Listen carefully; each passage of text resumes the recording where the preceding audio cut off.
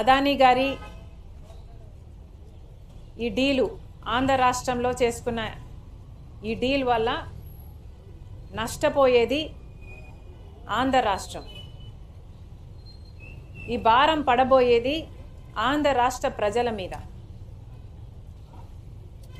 కానీ లాభం మాత్రం అదానీ గారికి. ఇది ఎక్కడి న్యాయమని అడుగుతున్నాం.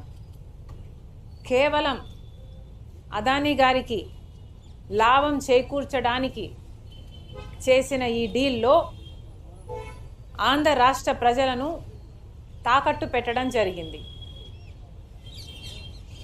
ఇది న్యాయమేనా? అది కూడా ఈ డీలు రాబోయే 25 సంవత్సరాల వరకు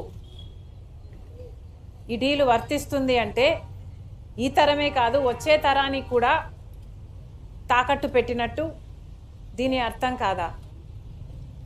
కేవలం ఒక్క అదానీకి మేలు చేయటానికి ఆంధ్ర రాష్ట్రాన్ని, ఆంధ్ర రాష్ట్ర ప్రజలని తాకట్టు పెట్టి వాళ్ళకు నష్టం వచ్చినా పర్వాలేదు అన్న రీతిలో ఆలోచన చేశారు. ఇలాంటి డీలే అదానీ గారి కంపెనీ సెకీ ద్వారా గుజరాత్ ప్రభుత్వం ₹99 కుదుర్చుకుంటే, అదే ఆంధ్ర రాష్ట్రం ₹2.49 పవర్ సప్లై అగ్రిమెంట్లు చేసుకున్నారు. ఈ తేడా దాదాపు ₹5 వరకు పడుతుందని, హిడెన్ కాస్ట్లు అన్నీ కలుపుకుంటే ₹2.49 కాదు ₹5 వరకు చేరుతుందని ఒక అంచనా ఉంది. మరి అలాంటప్పుడు ఆంధ్ర రాష్ట్ర ప్రజల మీద పడబోయే ఎలక్ట్రిసిటీ బిల్లు భారం ఎంత? ఎన్ని లక్షల కోట్ల రూపాయలు ఆంధ్ర రాష్ట్ర ప్రజల నెత్తిన మోపపోతున్నారు? ఒక ప్రభుత్వము ఎక్కువ ధరకు కరెంటు కొనుగోలు చేయాలి అని పవర్ సప్లై అగ్రిమెంట్లు చేసుకుంది అంటే దానికి అర్థం ఎక్కువ చెల్లించేది ఎవరు? ప్రజలు కాదా? డిస్కామ్లేమో ఎలక్ట్రిసిటీ సప్లై చేసిన తర్వాత బిల్లులు వసూలు చేసేది ఆంధ్ర రాష్ట్ర ప్రజల దగ్గర నుంచి. మరి అలాంటప్పుడు ఈ భారం అంతా ఆంధ్ర రాష్ట్ర ప్రజల నెత్తిన మోపడం కాదా? ఇది ఎక్కడి న్యాయం అని అడుగుతున్నాం. ఎందుకని ఇంతవరకు కూడా అటు కేంద్ర ప్రభుత్వమైనా ఇటు రాష్ట్ర ప్రభుత్వమైనా ఒక్క ఎంక్వైరీకి కూడా ఎందుకు కమిషన్ చేయలేదు అని ప్రశ్నిస్తుంది కాంగ్రెస్ పార్టీ. ఈ అవినీతి బయటపడింది, డిస్కవర్ చేసింది మన ఏజెన్సీలు కాదు. భారతదేశానికి సంబంధించిన ఈడీఓ, భారతదేశానికి సంబంధించిన సిబిఐఓ అవినీతి జరిగిందని అదానీ లాంటి వాడు ఆంధ్ర రాష్ట్రానికే 1750 కోట్ల రూపాయలు లంచం ఇచ్చి ఒక డీల్ సంపాదించుకున్నాడని, మిగతా రాష్ట్రాలకు ఇంకొన్ని వందల కోట్ల రూపాయలు ఇచ్చి మిగతా రాష్ట్రాల దగ్గర నుంచి కూడా పవర్ సప్లై అగ్రిమెంట్లు డీళ్లు సంపాదించుకున్నారు అన్న విషయము మన ఏజెన్సీలు ఏవి బయట పెట్టలేదు. ఎంత సిగ్గుచేటు! ఇక్కడ మన దేశంలో జరిగిన అవినీతి ఎక్కడో అమెరికాలో బయటపడింది. ఇక్కడ ఎందుకు బయటపడలేదు? ఇక్కడ ఎందుకు డిస్కవర్ చేయలేకపోయారు? ఎందుకంటే ఈడీ అయినా, సిబిఐ అయినా, ఇన్కమ్ ట్యాక్స్ అయినా అన్నీ అదానీ గారి చేతుల్లోనే ఉన్నాయి. ఎలక్షన్ కమిషన్ అయినా, ఆఖరికి ఏ ఏజెన్సీ తీసుకున్నా, ఆర్బీఐ అయినా, ఏ ఏజెన్సీ తీసుకున్నా ఈరోజు అన్ని మోడీ గారు తన గుప్పెట్లో పెట్టుకొని ఉన్నాడు. ఎంత సిగ్గుచేటు! మన దేశంలో ఈ అవినీతి డిస్కవర్ చేయలేకపోయాం. ఎక్కడో పరాయి దేశంలో, అమెరికాలో ఇంత అవినీతి జరిగింది అని ప్రపంచానికి తెలిస్తే, ప్రపంచం ఇప్పుడు ఆంధ్ర రాష్ట్రంలో మన భారతదేశంలో జరిగిన అవినీతి గురించి మాట్లాడుకుంటుంది అంటే ఇది సిగ్గుచేటు కాదా? మన దేశం పరువు అదానీ గారు తీస్తే, రాష్ట్ర పరువు జగన్మోహన్ రెడ్డి గారు తీశారు. ఈరోజు అంతర్జాతీయ స్థాయిలో అదానీ అవినీతి గురించి, జగన్మోహన్ రెడ్డి గారి అవినీతి గురించి, మిగతా ముఖ్యమంత్రుల గురించి, ఎవరైతే డబ్బులు తీసుకున్నారో వీళ్ళ అవినీతి గురించి అంతర్జాతీయ స్థాయిలో మాట్లాడుతున్నారు. మరి ముఖ్యంగా అవినీతి 2100 కోట్లు ఇస్తే 86% అంటే 1750 కోట్ల రూపాయలు అప్పుడు ముఖ్యమంత్రి జగన్మోహన్ రెడ్డి గారికే ఇచ్చామని సాక్ష్యాలు ఆధారాలతో సహా ఈ ఏజెన్సీలన్నీ అక్కడ అన్ని సేకరించిన తర్వాత ఛార్జ్ షీట్ కూడా ఫైల్ చేసి ట్రయల్కు వాళ్ళు రెడీ అవుతున్నారు. అక్కడేమో ఇంత ఆధారాలు సాక్ష్యాలు ఉండి వాళ్ళు ట్రయల్ కూడా రెడీ అవుతుంటే ఇక్కడ మనం కనీసం అవినీతి జరిగింది అని మాట్లాడడానికి కూడా కేంద్ర రాష్ట్ర ప్రభుత్వాలు సంకోచిస్తున్నాయంటే ఎందుకు అని అడుగుతున్నాం. ఈరోజు కేవలం చంద్రబాబు గారు బీజేపీతో కూటమి కట్టారు కాబట్టి, అదాని బీజేపీ మనిషి కాబట్టి ఈరోజు మాట్లాడడానికి కూడా భయపడుతున్నారు అంటే ఇక మీరు వీళ్ళ మీద యాక్షన్ తీసుకుంటారు అన్న నమ్మకం మీరు ప్రజలకు ఎలా కలిగిస్తారు? మీ మూడును చూస్తుంటే మీరు కనీసం అదాని అన్న పేరును కూడా ఉచ్చరించడానికి మీరు భయపడుతున్నారు అంటే ఇక మీరు ఈ అవినీతి మీద ఏ యాక్షన్ తీసుకుంటారు అని ప్రజలకు ఎలా నమ్మకం కలిగిస్తారు? అసలు మీరు యాక్షను ఎంక్వైరీ చేయకపోతే, యాక్షనే తీసుకోకపోతే ఇక ఈ డీలు క్యాన్సిల్ అవుతుంది అన్న నమ్మకం ప్రజలకు ఎలా కలుగుతుంది?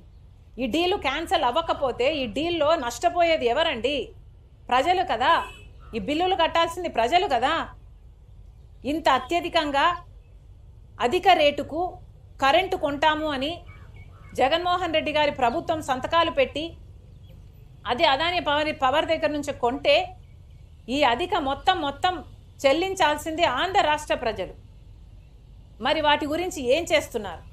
ఎవరు ఆలోచన చేస్తున్నారు? అధికారంలో ఉన్న వాళ్ళు ఎందుకు మాట్లాడటం లేదు? చంద్రబాబు గారి పార్టీయే ఆ రోజుల్లో పయావులు కేశవ్ అనుకుంటా, అప్పుడు ఫైనాన్స్ మినిస్టరా, ఓకే, ఆయన గారే ఈ డీల్ జరుగుతున్నప్పుడే అవినీతి జరుగుతుంది అని చెప్పటం జరిగింది. పదే పదే ఎన్ని మీడియా సమావేశాలలో ఎన్నిసార్లు అవినీతి జరుగుతుంది, ₹99 పవర్ కొనొచ్చు, అయినా కూడా పక్క రాష్ట్రంలో ₹99 కొంటుంటే జగన్మోహన్ రెడ్డి గారు మాత్రం ₹2.49 డీలు కుదుర్చుకున్నారు. ఇది అన్యాయం. ఏ బేసిస్ మీద ఈ డీలు కుదుర్చుకున్నారు? ఎవరితో సంప్రదింపులు చేశారు? ఏ బేసిస్ మీద ఇది కుదుర్చుకున్నారు అని అంతలా అడిగిన వాళ్ళు ఇప్పుడు ఎందుకు మాట్లాడటం లేదు? ఇప్పుడు చంద్రబాబు గారు ఎందుకు మాట్లాడటం లేదు? ఇప్పుడు కూడా బాలినేని గారు వాళ్ళ కూటమిలోనే ఉన్నారు. ఇప్పుడు కూడా బాలినేని గారు చెప్తూనే ఉన్నారు గోల్మాల్ జరిగింది అని, అక్రమం జరిగింది అని. మరి మీ కూటమిలో ఉన్న వాళ్ళే అక్రమం జరిగింది అని ఇప్పుడు చెప్తున్నారు. అప్పుడు కూడా ప్రెస్ మీట్లు పెట్టి ఉద్యమం చేసేంత లెవెల్లో మీరు మాట్లాడారు. మరి ఏ యాక్షన్ అయినా ఎందుకు తీసుకోవటం లేదు అని అడుగుతున్నాం. ఇది అన్యాయం కాదా అని అడుగుతున్నాం. కనీసం అసెంబ్లీలో చంద్రబాబు గారు జగన్మోహన్ రెడ్డి గారు అవినీతికి పాల్పడ్డారు అని మాట్లాడారు తప్పితే అదాని పేరు కూడా ఉచ్చరించడానికి ఇష్టపడలేదు అంటే ఇక మీరు ఏం యాక్షన్ తీసుకుంటారు? మీరు ఏ యాక్షన్ తీసుకోకపోతే, ఈ డీలు క్యాన్సిల్ అవ్వకపోతే ఈ బిల్లుల భారం పడేదంతా ప్రజల మీద కదా. ప్రజలు కదా చెల్లించాల్సింది. మరి అధికారంలో మీరు ఉన్నప్పుడు మీరు ఏ యాక్షన్ ఎందుకు తీసుకోరు అని అడుగుతున్నాం. ఇది ఎక్కడి న్యాయం అని అడుగుతున్నాం. ఈరోజు చంద్రబాబు గారు బీజేపీ పార్టీతో కూటమి కట్టారు. ఇక్కడ అసెంబ్లీ లెవెల్లో అసెంబ్లీలోనే మీరు మాట్లాడలేదు అంటే, ఇక్కడ స్టేట్ లెవెల్లోనే మీరు ఏ యాక్షన్ తీసుకోవడం లేదు అంటే, ఇక సెంటర్లో పార్లమెంట్ జరుగుతుంది ఒక పక్క, అక్కడేమో కాంగ్రెస్ పార్టీ అదాని అవినీతి గురించి పోరాటమే చేస్తుంది. జాయింట్ పార్లమెంటరీ కమిటీ ఎంక్వైరీ చేయాలి అని అడుగుతుంది. మీరు కనీసం అక్కడ మీ ఎంపీలు ఉన్నారు, మీరు అక్కడ మద్దతు ఇవ్వరు, ఇక్కడ మాట్లాడరు. మరి ఏమిటి మీ వైఖరి అని అడుగుతున్నాం. అదానిని మీరు కూడా నెత్తిన పెట్టుకుంటున్నారనే కదా అర్థము. జగన్మోహన్ రెడ్డి గారు ఆంధ్ర రాష్ట్రాన్ని అదాని రాష్ట్రంగా చేశారు. ఒక బ్లాంక్ చెక్ లాగా అదాని గారికి ఆంధ్ర రాష్ట్రాన్ని ఇచ్చే ప్రయత్నం చేశాడు జగన్మోహన్ రెడ్డి గారు. ఒక సోలార్ పవర్ డీల్లోనే 1750 కోట్ల రూపాయలు జగన్మోహన్ రెడ్డి గారికి లంచం వచ్చింది అని ఇప్పుడు బయటపడింది. కానీ గంగవరం పోర్టు 10% గవర్నమెంట్ వాటాని జగన్మోహన్ రెడ్డి గారు అప్పనంగా 9,000 కోట్ల రూపాయలు విలువ చేస్తే అదానీ గారికి 640 కోట్లకే అమ్మేశారు. ఇది అన్యాయం కాదా? రాజశేఖర్ రెడ్డి గారే 30 ఏళ్ళకు ఆ పోర్టు మళ్ళీ ప్రభుత్వం చేతుల్లోకి రావాలి అని అంటే 15 ఏళ్ళు గడిచేపోయా. ఇంకో 15 ఏళ్లలో ఆ పోర్టు ప్రభుత్వం చేతుల్లోకి వచ్చేది. ఆ వీలే లేకుండా చేశాడు జగన్మోహన్ రెడ్డి గారు. మరి అలాంటి దాంట్లో ఎంత లంచం వచ్చుండాలి జగన్మోహన్ రెడ్డి గారికి? మరి ఇవేవి ఎంక్వైరీ చేయాల్సిన అవసరం లేదా? అవినీతి ఎంత జరిగింది, ఎక్కడ జరిగింది అని, అన్యాయం జరిగింది అని మీరు తెలుసుకోకపోతే ఆ డీళ్లు ఎలా క్యాన్సిల్ చేస్తారు? ఆ డీళ్లు క్యాన్సిల్ చేయకపోతే మరి ప్రజలకు అన్యాయం చేసిన వాళ్ళు కారా మీరు? మిమ్మల్ని ఓట్లేసి గెలిపించింది ప్రజలైనప్పుడు. మళ్ళీ చెప్తున్నాం, అన్యాయం జరిగింది, అక్రమం జరిగింది, క్రైమ్ జరిగింది అని అమెరికా వాళ్ళు చెప్తున్నారు. అక్రమం జరిగింది, క్రైమ్ జరిగింది అని అమెరికా వాళ్ళు చెప్తున్నారు. సాక్ష్యాలు ఆధారాలు ఉన్నాయని వాళ్ళు చెప్పి వాళ్ళు ట్రయల్ కూడా ప్రొసీడ్ అవుతున్నారు. మరి అలాంటప్పుడు కనీసం ఇక్కడ ఎంక్వైరీ చేయాల్సిన బాధ్యత మీకు లేదా? వెంటనే ఎంక్వైరీని కమిషన్ చేయాలని చంద్రబాబు గారిని డిమాండ్ చేస్తున్నాం. అంతేకాదు పార్లమెంటులో కూడా కాంగ్రెస్ పార్టీ పోరాటం చేస్తుంది జేపీసీ కావాలని ఈ అంశం మీద. పార్లమెంటులో కూడా చంద్రబాబు గారు కాంగ్రెస్ పార్టీకి మద్దతు పలకాలని డిమాండ్ చేస్తున్నాం. Thank you.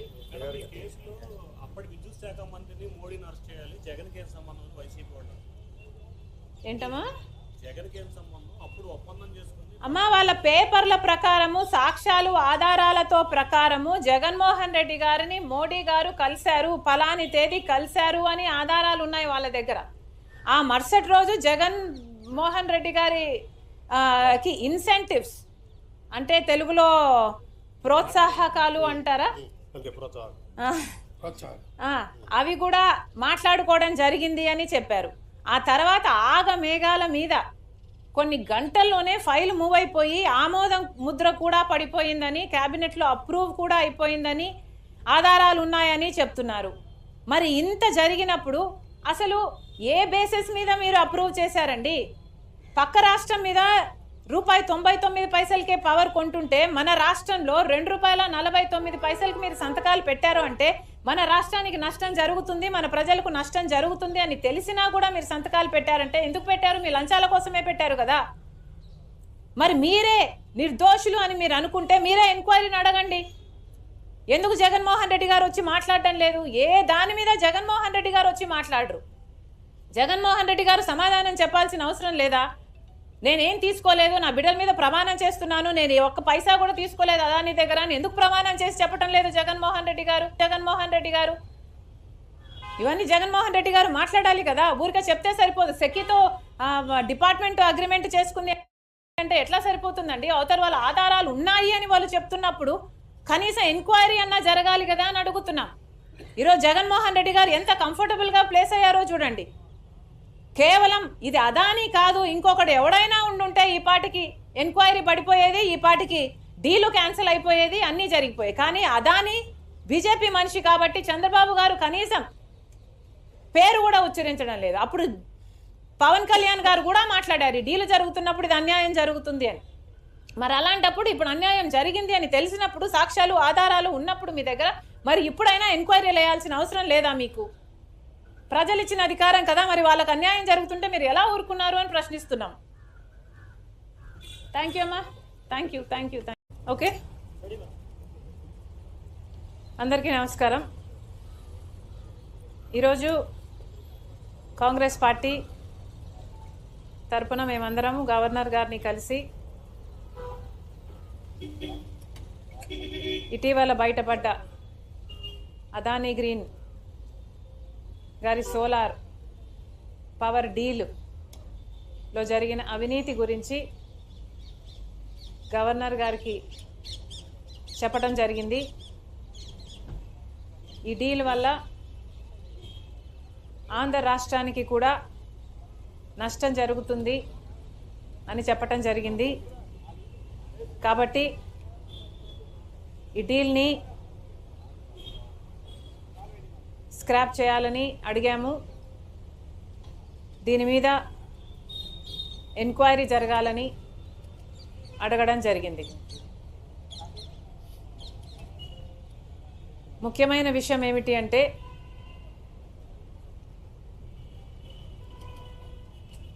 అదానీ గారి ఈ డీలు ఆంధ్ర రాష్ట్రంలో చేసుకున్న ఈ డీల్ వల్ల నష్టపోయేది ఆంధ్ర రాష్ట్రం. ఈ భారం పడబోయేది ఆంధ్ర రాష్ట్ర ప్రజల మీద. కానీ లాభం మాత్రం అదానీ గారికి. ఇది ఎక్కడి న్యాయమని అడుగుతున్నాం. కేవలం అదానీ గారికి